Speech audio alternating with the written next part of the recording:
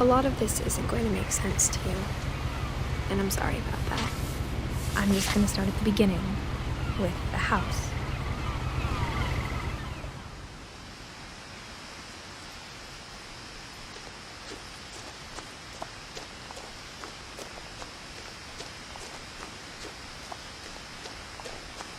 I lived here until I was 11, but I wasn't allowed inside half the rooms.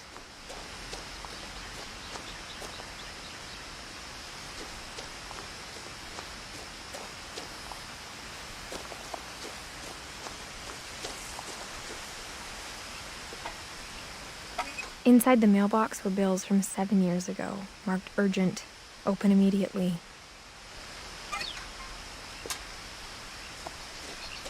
I hadn't been back since my brother Lewis's funeral.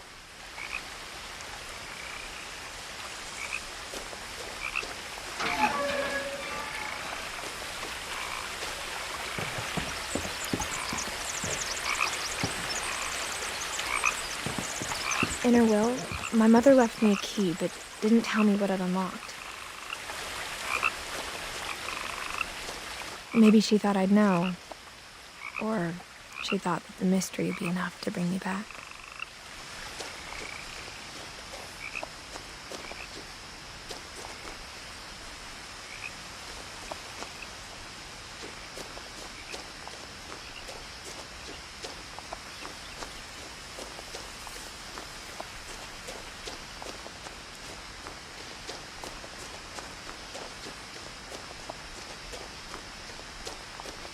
No one had driven this way in a long time, but I saw a few hoof prints.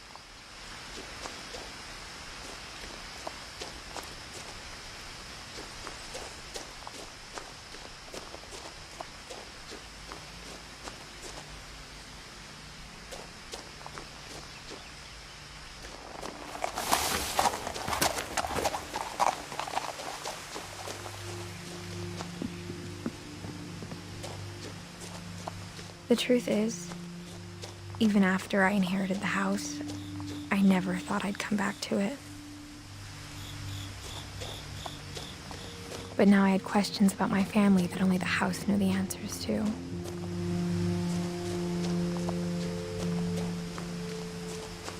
The house was exactly like I remembered it, the way I'd been dreaming about it.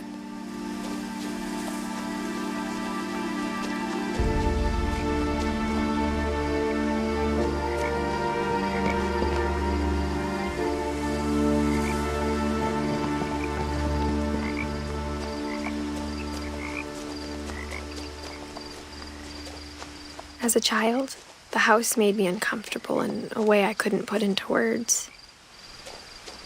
Now, as a 17-year-old, I knew exactly what those words were.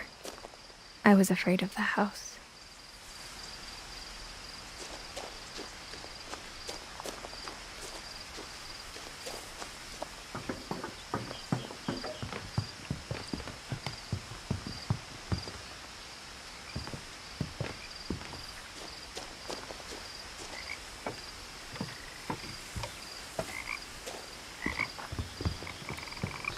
I asked Edie once about the dragon in the pond. She said it had killed her husband. I was 6. It seemed like an odd joke to me, even then.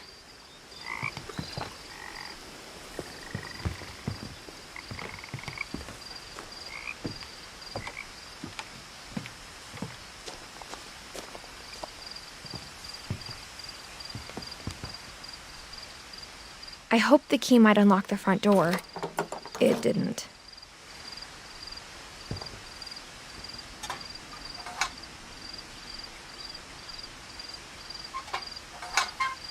Looking in, I felt like the house itself had been waiting for me.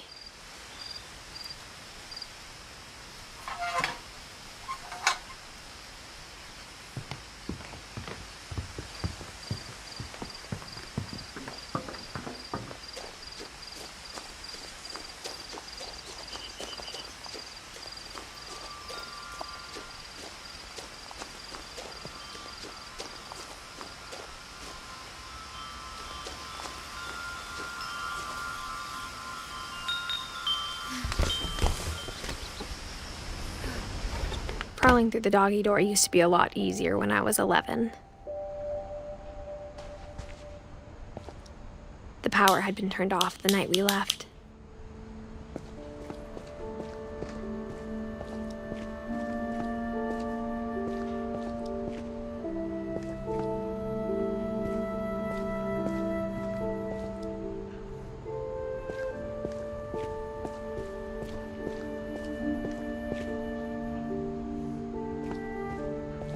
For the first time in years,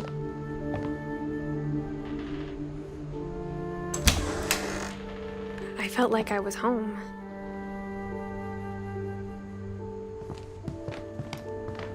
But instead of a family, there were just memories of one.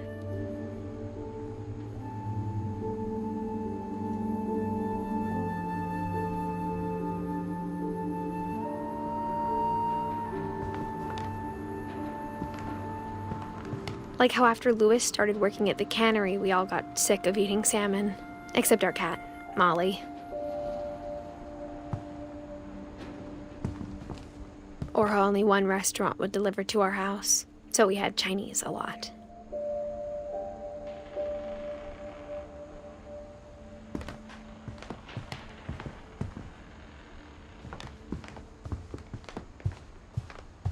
The table was still a wreck from the night we left.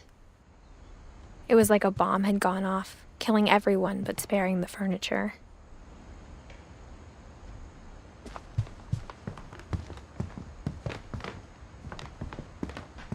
My mom was the only one of us who could imagine Great-Grandma Edie living in a nursing home.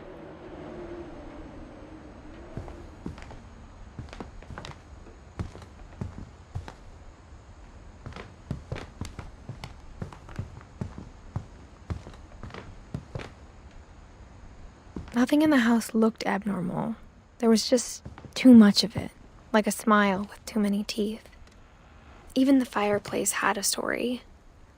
Edie told me the bricks came from the original house, after it sank.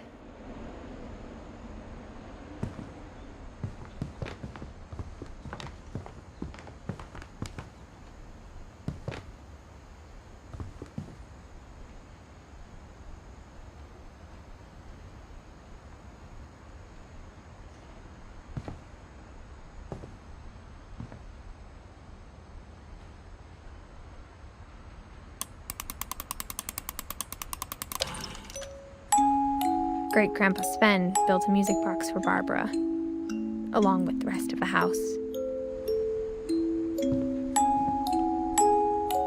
Mom always told me to stay out of the basement, so I wasn't too surprised when the key didn't fit.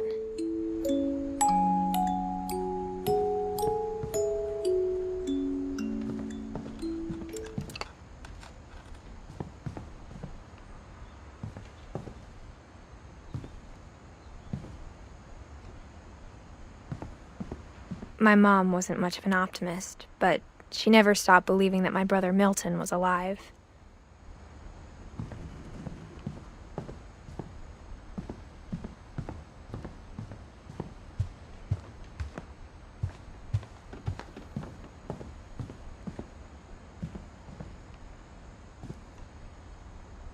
After Milton disappeared, Mom sealed up all the bedrooms. Then Edie retaliated and drilled peepholes.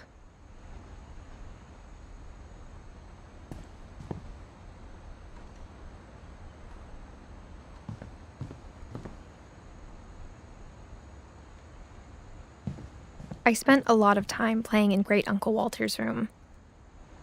I think my mom sometimes regretted not sealing it up.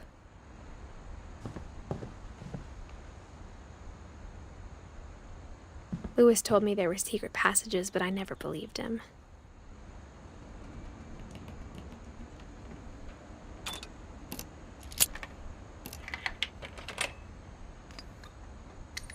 Turns out, my mom was really good at keeping secrets. Now it was time to find out what my mom had been afraid of.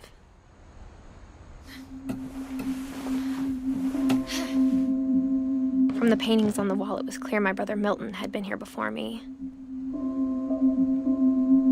Reading this, maybe it sounds like I had a plan.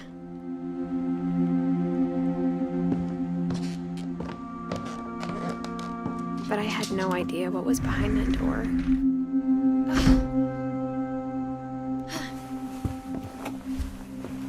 Just like I had no idea where all this was gonna lead. I grew up looking at Molly's room through the peephole. Being inside for the first time, I felt like I'd stepped behind a painting.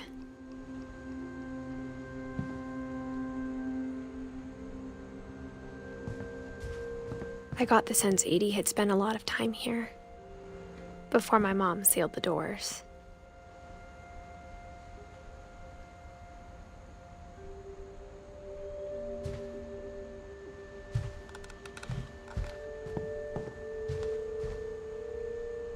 Molly's gerbil had a tiny bedroom with its own even tinier gerbil cage.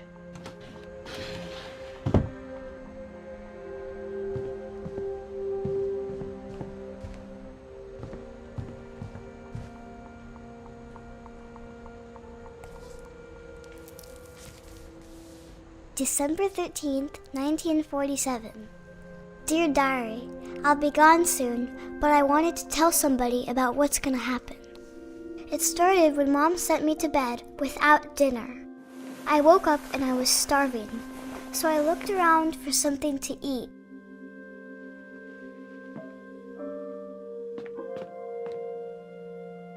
The gerbil food was dry, but I didn't mind it.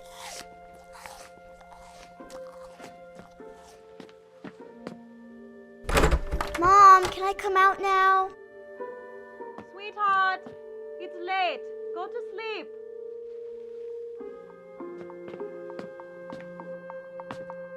My Halloween candy was all gone.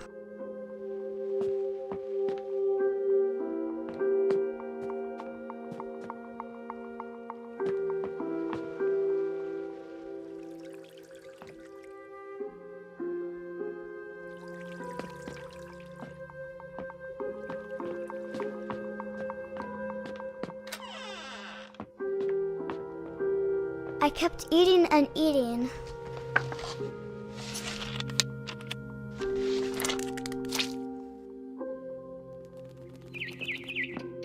I ate a lot of things that night.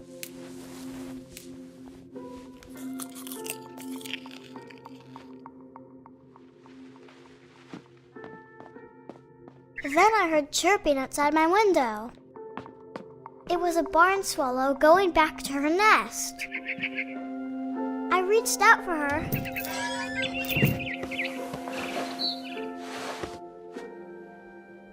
And suddenly, I was a cat.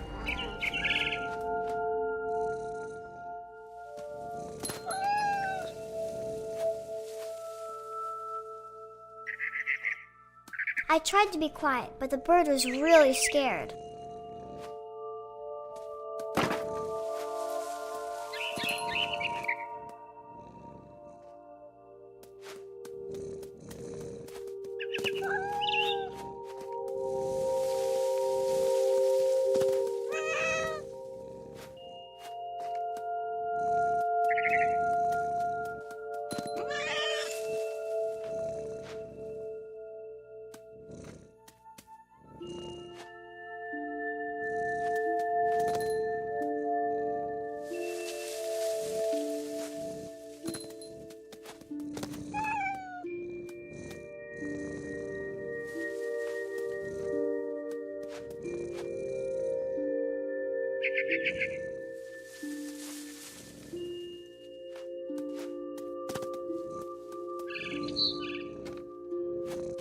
Mom and Dad didn't even look at me.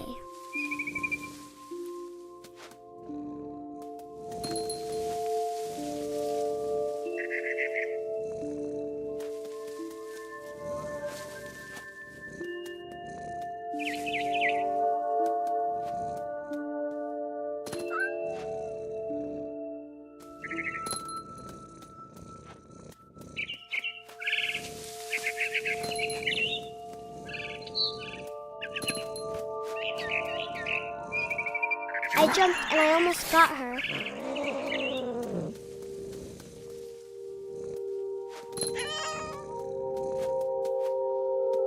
I could tell she was getting really tired. Now I was up in the big tree. I promised Dad I wouldn't climb it anymore. All I cared about was eating that mama bird.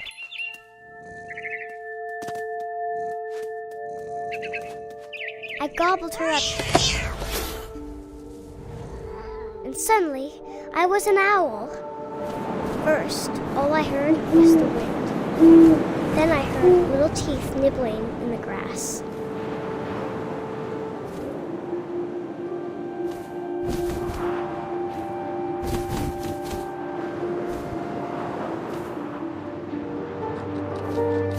Rabbits.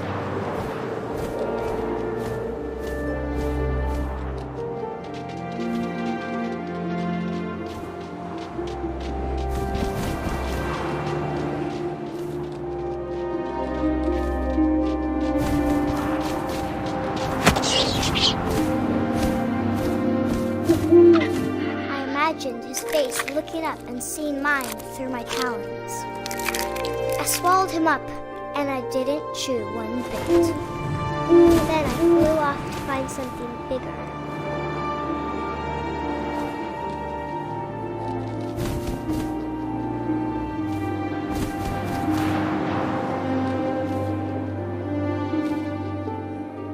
A mama rabbit.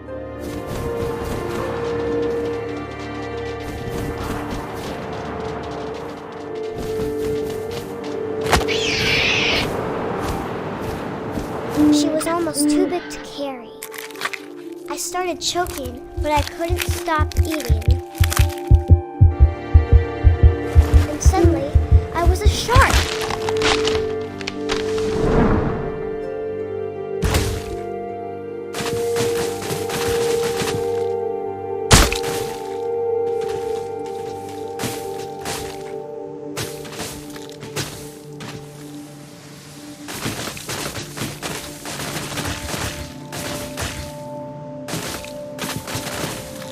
I rolled off a cliff and into the ocean. Now, I was hungrier than ever.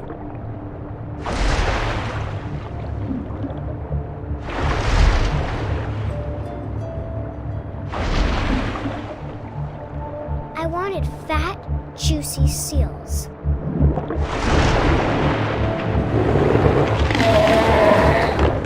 I tore off her flipper, and it tasted really good.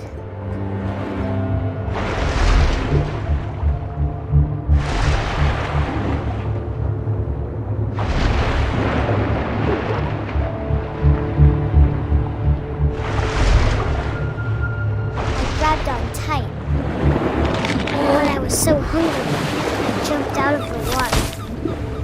When I opened my eyes, everything had changed.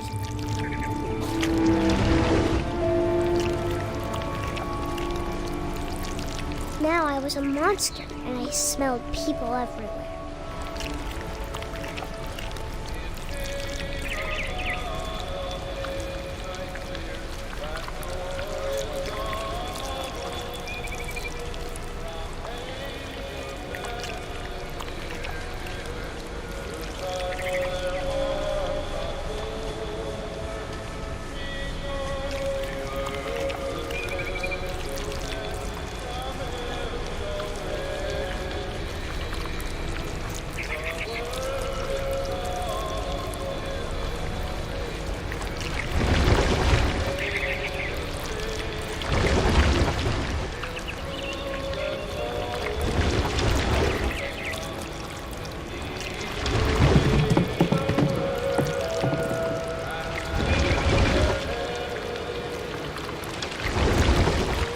I was big, but I moved real quiet.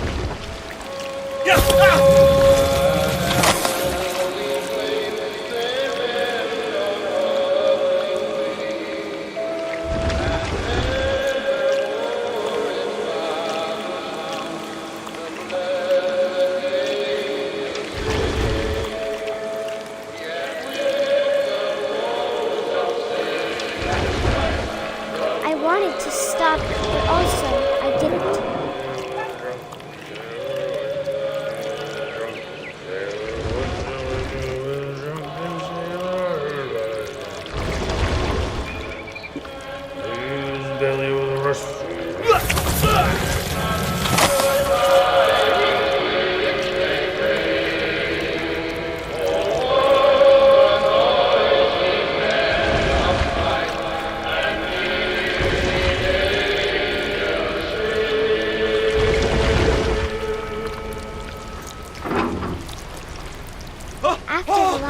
messenger, I was still hungry. And across the water, I smelled something new. Something I had to have, so I swam towards it.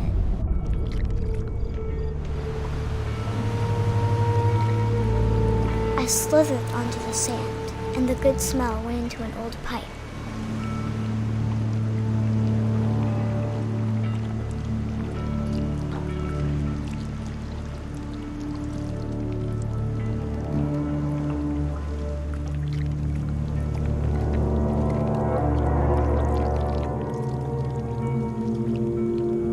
I got closer and closer.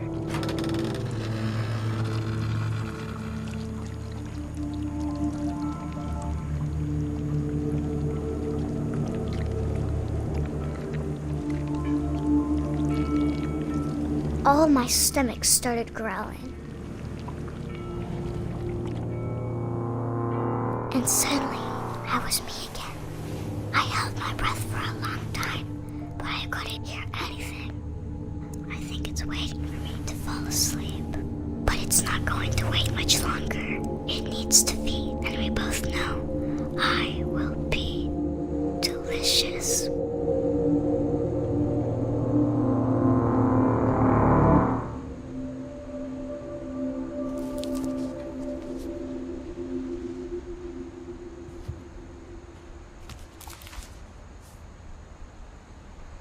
I'm not sure if I believed all of that, but I'm sure Edie would have.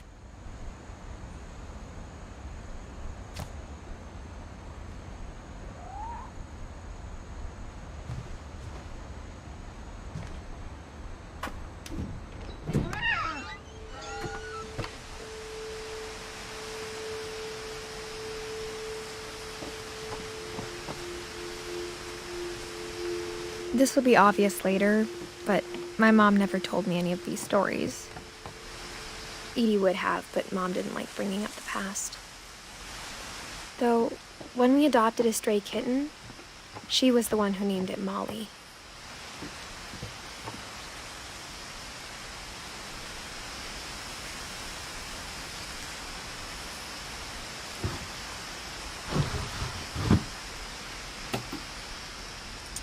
I spent a lot of time in Great-Grandma Edie's room.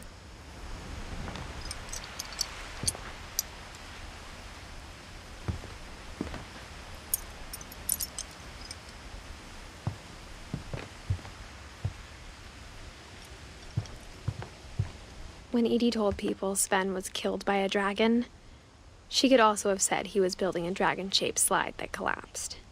She could have, but she didn't.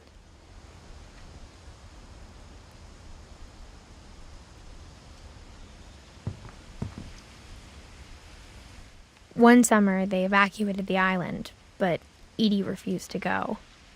For a few weeks, she was a celebrity.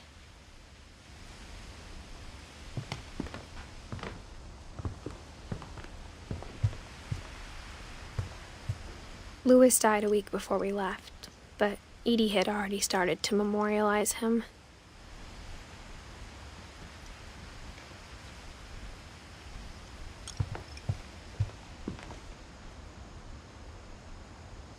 Her room was like a museum.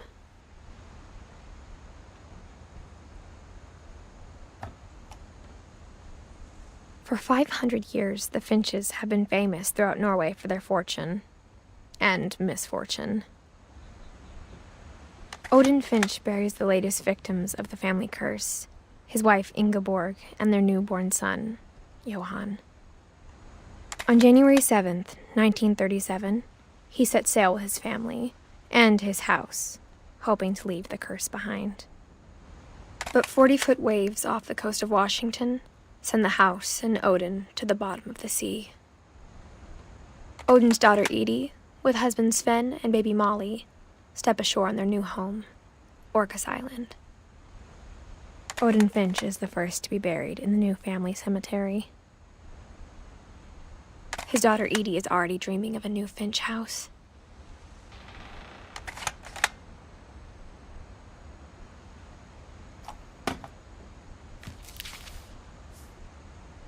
Whatever's wrong with this family, it goes back a long ways.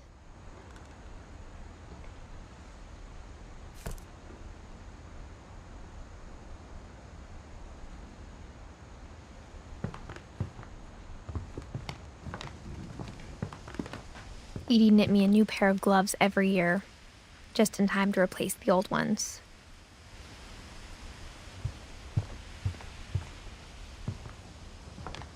Even in her 90s, sometimes Edie seemed a lot younger than my mother.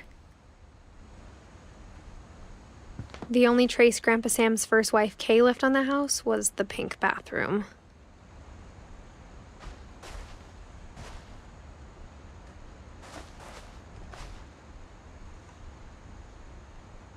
It was a pretty big trace.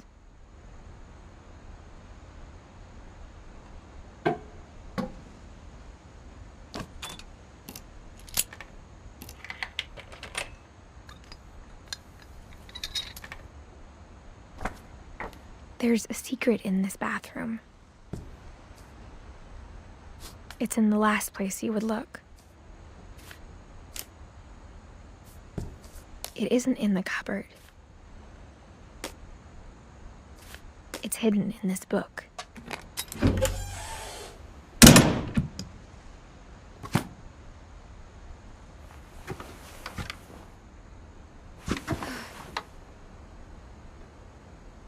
Sven gave Sam an old camera he'd refurbished. He never put it down.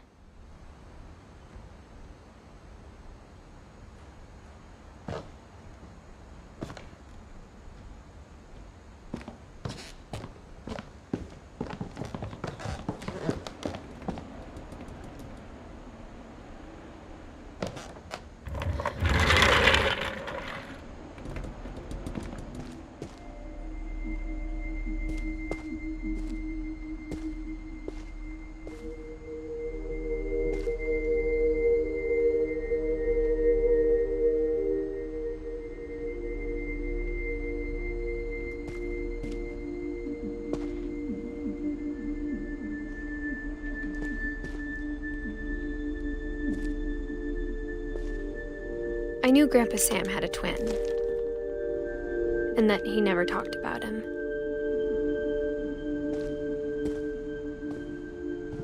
I guess my grandpa didn't like history any more than my mom did.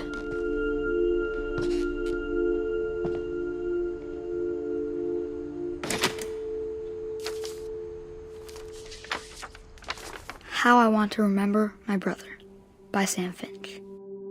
The thing I remember is that when he made up his mind, that was it. My brother said he'd die before he ate another mushroom, and he did.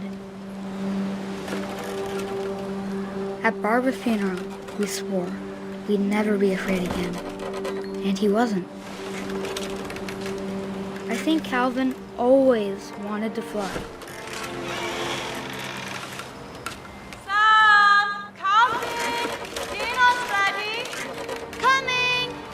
But that day, he finally made up his mind to do it.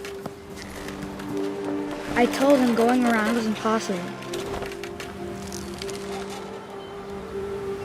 Maybe if I hadn't said that.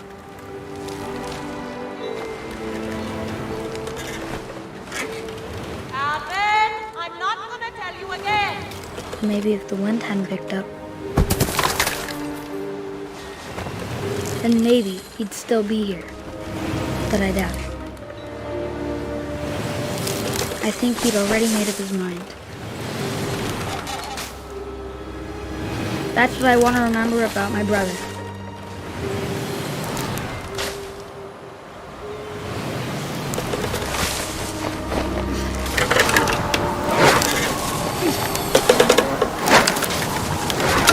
The day he made up his mind to fly. And he did.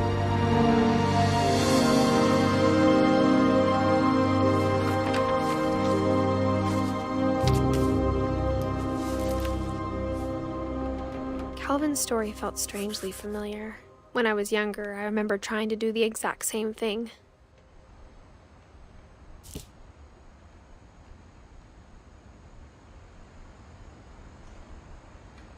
After the funeral, Edie roped off Calvin's half of the room.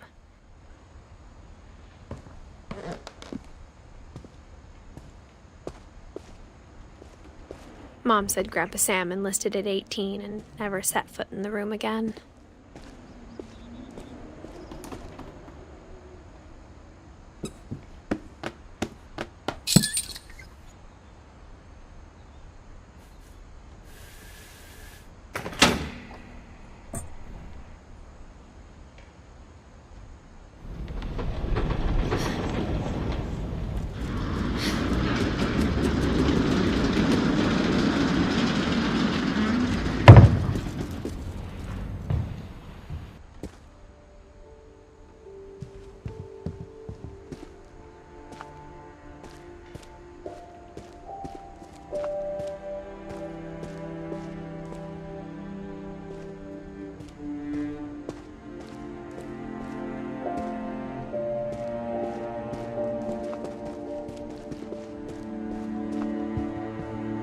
passages were a pretty tight fit. They'd obviously been built for smaller hands and bellies.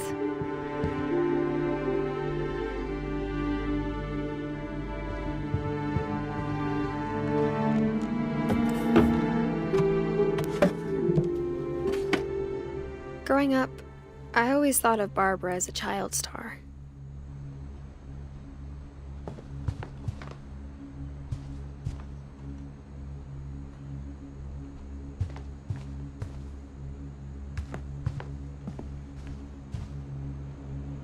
I never thought about how hard it must have been for her afterwards.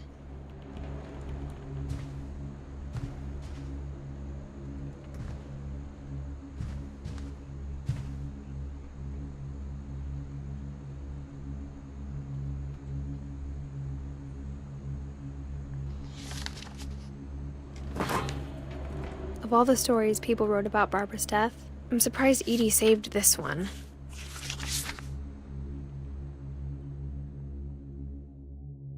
Old Jack here with another ghastly tale inspired by America's most unfortunate family. I'm calling it The Surprise Ending of Barbara Finch. As a child star, Barbara was famous for her scream. Now at 16, she was all washed up. A has-been. But in a lucky break, she'd been asked to perform her signature scream at a local convention for monster movie fans. It was just the boost her career needed. Unfortunately, her scream hadn't aged well. Getting better. I think you just need the right motivation. Her biggest fan and current boyfriend, Rick, was about to demonstrate when... Now that was a great scream. It was Barbara's father, Sven. He'd slipped into a table saw and had to be rushed to the emergency room. So Barbara got stuck babysitting her youngest brother, Walter. Her convention comeback was cancelled. Okay, I'm hearing frustration, but I'm not hearing terror. What if I tried... A gang of hoodlums in Halloween masks have been terrorizing Orcas Island tonight. Police are urging residents to... That came from the basement. You're right! Also, I loved your delivery on that. Why is your basement door locked? Because my dad likes making puzzles and secret passages. There's a key hidden in the music box. The secret is to keep winding and winding until finally the key pops out. Thanks, babe. I'll be back in a sec. 20 minutes later, Rick hadn't returned. So Barbara went to look for him, right on cue. She reached for the music box. And as she wound the key, she listened for Rick, but the house was silent.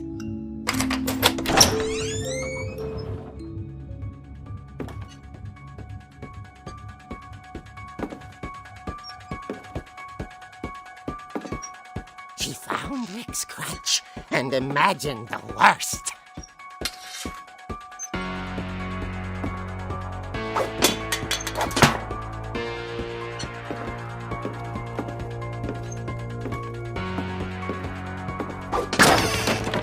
The gang's leader is the infamous Hookman killer, Dr. Carl Hamill, who impaled and then ate his family 10 years ago tonight.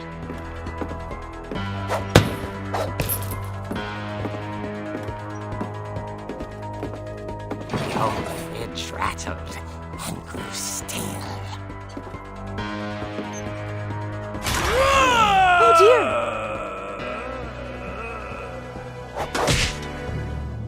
Oh! Rick? Barb, relax. I was just trying to scare you to help you find your scream. Well, I'm not scared, Rick. I'm furious. Then act furious. All I'm getting from you now is that you're hurt and confused and She threw him out, but she kept a little something to remember him by. Barb, have you seen my other crutch? And she was still holding it when she fell asleep watching the late picture show. Hours later... Barbara! Walter, what's going on up there? Ah! Okay, I'm coming up, but if this is a trick, you're dead, Walter.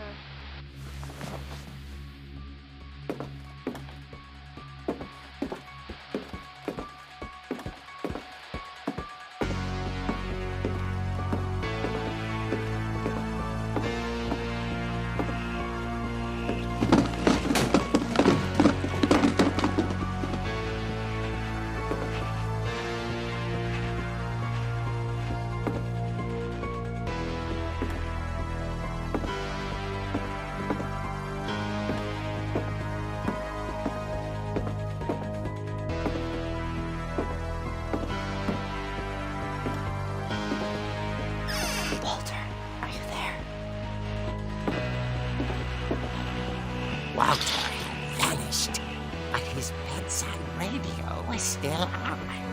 Orcas Island police describe the man as 6 feet tall, with a steel hook for a hand. Residents are urged to lock all doors and windows and notify the police of any suspicious activity.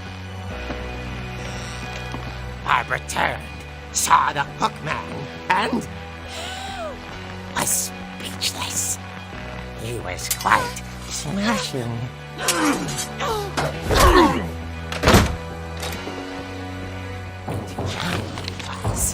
He couldn't get enough of Barbara. Okay, Barbara, there's gotta be another way out of here. That night, she played her part beautifully.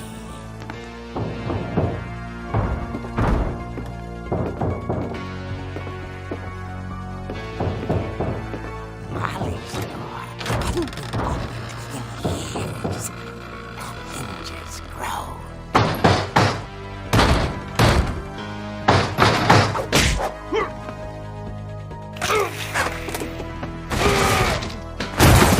Wasn't moving, but she sensed the story might not be over yet.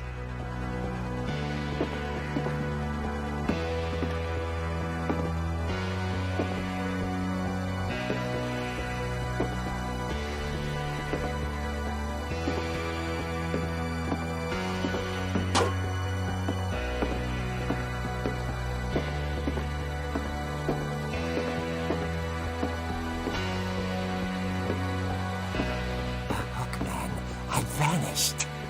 She listened for his breathing, but all she heard was...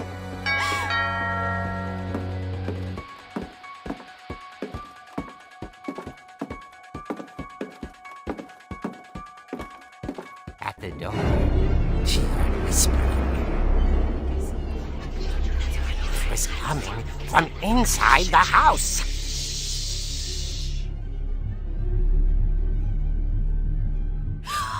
Oh dear.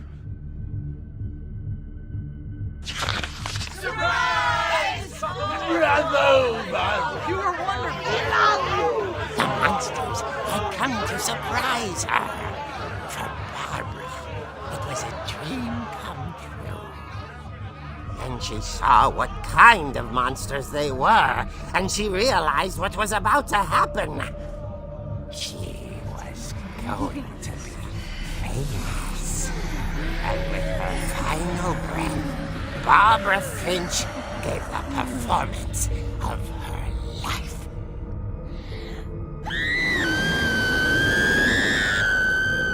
I wasn't there myself, but I hear Barbara was magnificent.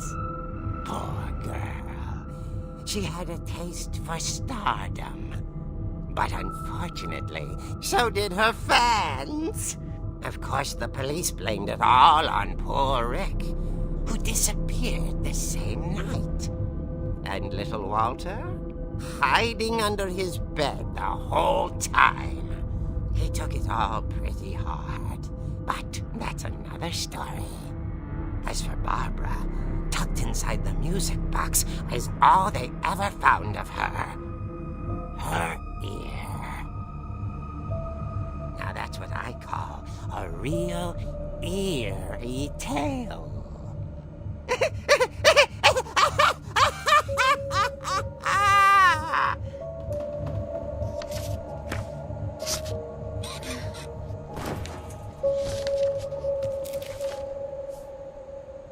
Edie told me all Barbara wanted was to be remembered, as absurd as that comic was. Maybe what Edie saw was a happy ending.